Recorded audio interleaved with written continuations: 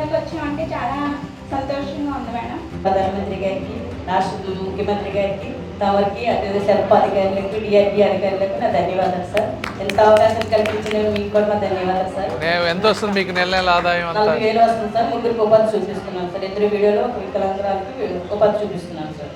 ఖర్చులన్నీ కూడా 40,000 మిగులుతుంది సార్. రీసెంట్ ఓఎన్టీసీలో కూడా మా ప్లాట్ఫామ్ చేసుకోండి సార్. 1500 ఆర్డర్స్ కూడా వచ్చినాయి సార్. వచ్చినాయి సార్, వస్తున్నాయి సార్. ఇప్పుడు కూడా ఈ ప్రోడక్ట్ పేరేంటి? గుడ్ హెల్త్ అండి. Good health. అవును సార్. మేము ఎక్కడో మారుమూల ప్రాంతాల నుంచి వచ్చాం సార్. ఫస్ట్ నా పేరు ప్రమీల, మా ఆయన వెంకటముని, జిల్లా సమాఖ్య ప్రెసిడెంట్గా ఉన్నాను సార్. ఆ జిల్లా సమాఖ్య ప్రెసిడెంట్గా ఉండి సంఘాల గురించి తెలియని వాళ్ళకి కొంచెం ప్రోత్సాహంగా ఏర్పరిచి వాళ్ళకి అవసరమైన లోన్స్ ఇప్పించి నేను కూడా నా సొంతంగా ఉన్నతిలో, నేను ఎస్సీ ఫ్యామిలీ సార్, ఉన్నతి ఆటో తీసుకున్నాను సార్. అది కూడా మా పేరు మీద.